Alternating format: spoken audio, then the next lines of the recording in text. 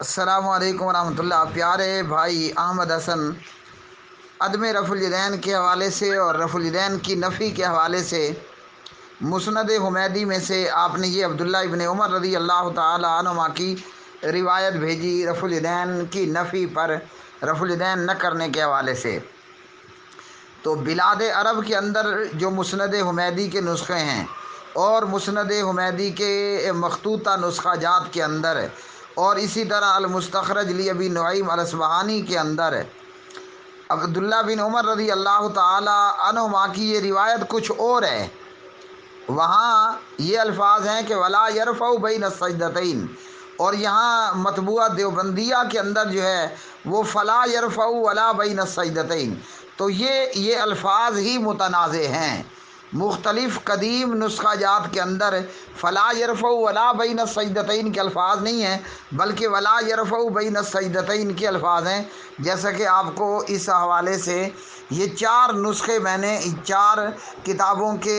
Screen shot اور ان کا photo عکس آپ کو بھیج دیا۔ تو عبداللہ بن عمر رضی اللہ تعالی عنہما کی یہ روایت رفع الیدین کی نفی کے حوالے سے، تو اس کے مخطوطہ نسخہ جات کے اندر اس طرح کے الفاظ نہیں ہیں جس طرح کے الفاظ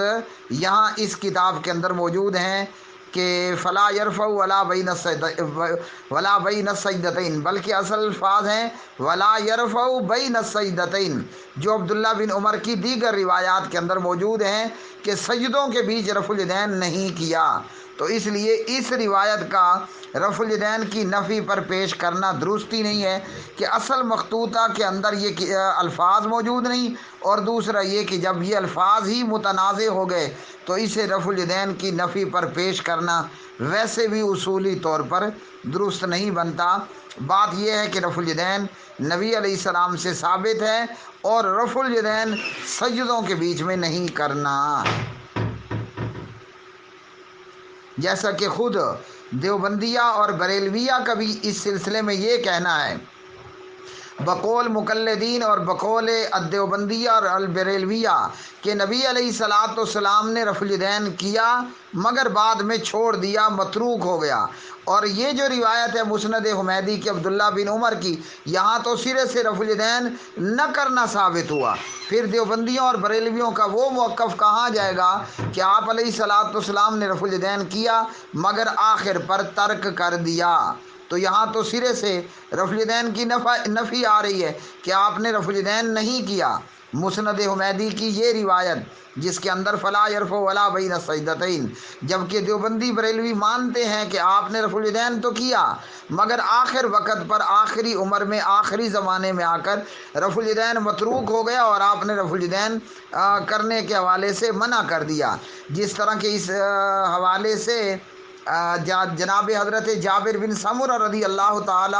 عنہ کی روایت بیان کی جاتی ہے صحیح مسلم سے، جبکہ اس روایت کا رفع الیدین قبل الرکوع و بعد الرفع من الرکوع و بعد الرفع من الرکعتین سے ہے ہی نہیں۔ تو خلاصہ یہ کہ دیوبندی بریلوی بھی مانتا ہے کہ رفع الیدین آپ علیہ الصلاۃ والسلام نے کیا مگر اخیر زمانے میں منع کر دیا۔ اور اگر مسند حمیدی کی ان الفاظ کی روایت کو لیں فلا یرفع ولا بین السجدتین، تو پھر تو سرے سے رفع الیدین کا وجود ہی نہیں رہتا، جبکہ یہ مقلدین رفع الیدین کے وجود کو مانتے ہیں۔ ان کے دعوے کے مطابق رفع الیدین بعد میں متروک ہو گیا اور چھوڑنے کا حکم ہوا۔ تو بہرحال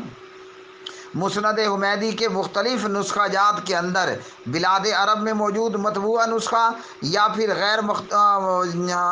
غیر مطبوعہ اور مخطوطہ نسخہ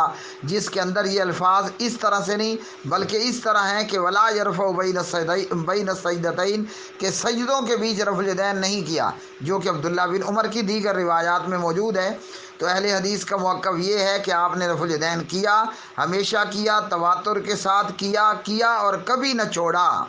جیسا کہ اس حوالے سے تواتر کو پہنچنے والی روایات ہیں حضرت وائل کی، حضرت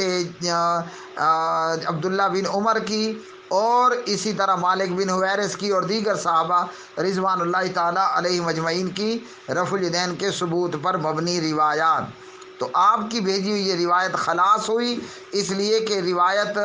کے اندر فلا یرفع ولا بین السجدتین اس طرح کے الفاظ نہیں ہیں، اور یہ روایت کے یہ الفاظ چونکہ متنازع ہوئے اس لیے اسے عدم رفع الیدین پر یا رفع الیدین کی نفی پر پیش کرنا